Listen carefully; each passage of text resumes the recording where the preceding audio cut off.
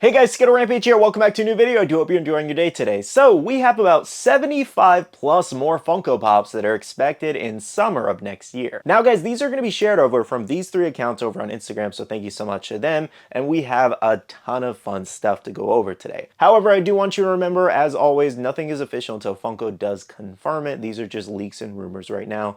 Anything can be changed, delayed, canceled, etc. Now, one more quick thing is our question of the day for today's video, and that is, do you have a Funko Pop in your collection holding a book? And I'm gonna go with Kiyoya. Alrighty guys, so I think I'm gonna change things up and we're gonna start off with horror today. I don't really watch a lot of horror, but I know you guys like horror. Starting off with Chucky here, this is the Chucky TV series. I think this one was actually canceled recently though, but this includes Melted Chucky, Old Chucky, and Phantom Chucky. So you guys already know how I feel about Chucky. I don't like the guy. I didn't like him growing up. I'm fine with the movies now, but he terrified me as a child. Nonetheless, when I was looking this up and creating these graphics, I was like, Old Chucky. I looked that up. That is haunting. He is so ugly.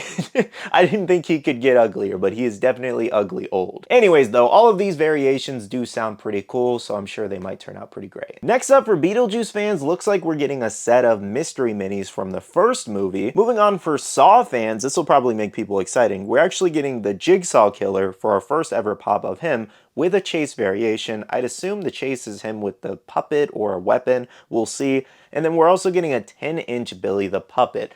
So that's probably a little disappointing to a lot of people just because, one, I mean, 10-inch Billy Puppet, life-size, it's kind of cool to be honest. Well, I guess an 18-inch would be more life-size. But it's technically kind of life-size.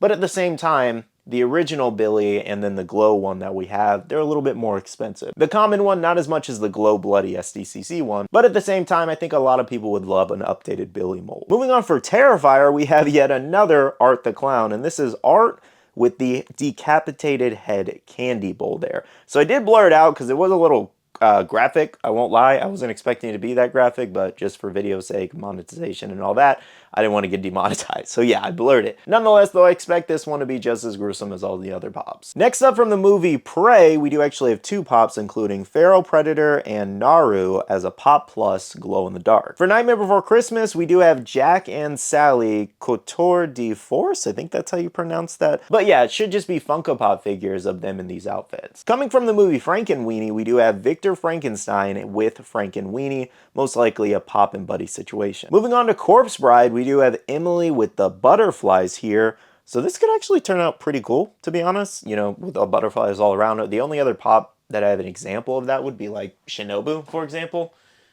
where she has like butterflies all around her base.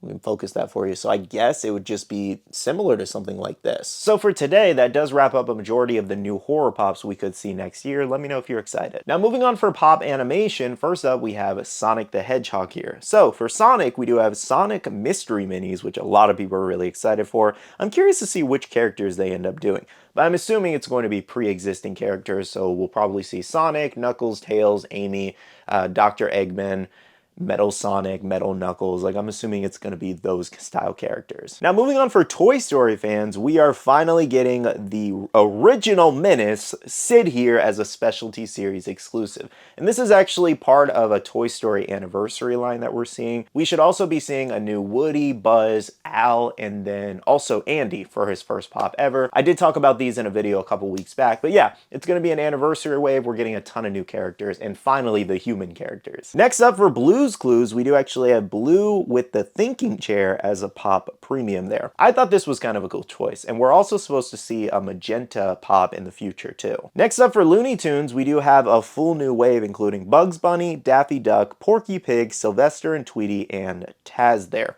So it looks like it's just going to be a classic wave of pops here, just updated molds. Next up for Simpsons fans, all kinds of stuff here. We do have Homer and Marge. Those are both important because I believe we haven't gotten regular variations of them since their original molds, at least if I'm not mistaken. Then we also have Lisa with a snowball, Mr. Burns, Krusty with Mr. Teeny, Homer with Speech Bubble, and then Bart with Speech Bubble as a specialty series exclusive. So the Homer with Speech Bubble, most likely when he goes like, whatever he exactly says, if that is even a word.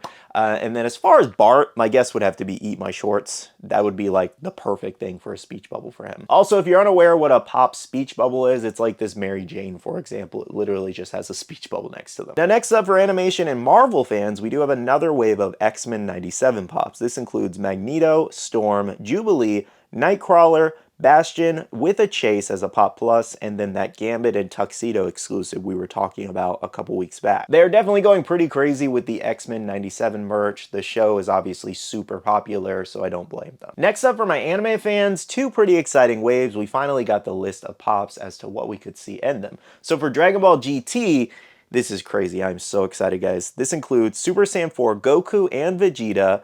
Then we have a Vegeta glow-in-the-dark exclusive, Gogeta Super Saiyan 4, which, oh my god, with a Glow Chase, Super 17, and Omega Shenron 6-inch. This is what we were waiting for. Like, the first wave was okay, you know, it was just introducing the characters, makes sense. The second wave is where they went all out, and I am beyond excited. Like, next year cannot come fast enough. I've been waiting for a Gogeta pop forever, especially Super Saiyan 4, then Super Saiyan 4 Goku and Vegeta. As far as the Glow Vegeta as well, I'm assuming, like, maybe Final Flash, but other than that, like, maybe just an Energy Blast in the same. I don't really know what they're going to do for, like, a Glow, because all of these should have flocked variations. You know, they should just be flocked commons. The Gogeta with a Glow Chase is insane. Unless he's doing Big Bang Kamehameha, what is glowing on him? Unless they give him an aura, but I feel like a flocked chase or flocked variations for all of these is a huge missed opportunity. And I just don't understand the thought process there. I'm not trying to be ungrateful for the pops. I am very excited for them. I'm going to pick them up either way. It's just, they literally have hair all, you know, it's just, they have tails. Like, it's super weird to not give them flocked variations. Nonetheless, though, I am very excited about this wave. Other characters, Super 17, that's amazing. Like, I'm also excited for that. You don't see a lot of merch of that one, I do feel like. And then Omega Shenron is also a great choice, too. When I heard there was an expected 6-inch pop in this wave, I did actually think it was going to be Baby Vegeta as the Golden Great Ape. That would have been nice too, but maybe we'll see that in the third wave if we do get one. Now guys, our other anime lineup is Kaiju number 8. We did talk about these the other day that Funko did officially confirm we're getting pops. But now let's go ahead and see what we could possibly see in this wave. Now this does include Kaiju number 8 with a chase. Was a little bummed to see it wasn't a glow chase, but a regular chase can make sense too. We also have Kafka, obviously, Kikuru, Reno, and Mina Ashiro with a chase pop plus. I don't know what her chase is going to be. Maybe with her weapon? It's the only thing I can kind of guess with her. Other than that, it doesn't really make a lot of sense to give her a chase. And then the Kaiju chase, I don't know what they're going to do if it's not glow, you know? Maybe like half his face or something, or I don't know. Maybe him punching. Maybe it's like him punching in an action pose for the chase. That is like my only guess. Maybe his arm opening. I don't know. I really don't know what they could do for a regular chase. It's interesting, for sure. I really thought it was going to be a glow chase, so a little bit of a bummer there. But nonetheless, it's shaping up to be a great wave. I was also a little bummed to see that we weren't getting Hoshino, Captain Hoshino. That was definitely a bummer, because he is a great character, so maybe he'll be like an exclusive down the line. That would be really cool. Or a wave 2 if this is successful enough. But either way, like I said, we do know that Kaiju number 8 is officially confirmed by Funko, so I'm very excited for the future. Let me know what you guys think about this lineup of pops, though. Now, guys, our final section of pops includes movies and TV, and some of these might surprise you. So check it out here. First up, we have Wizards of Waverly Place here.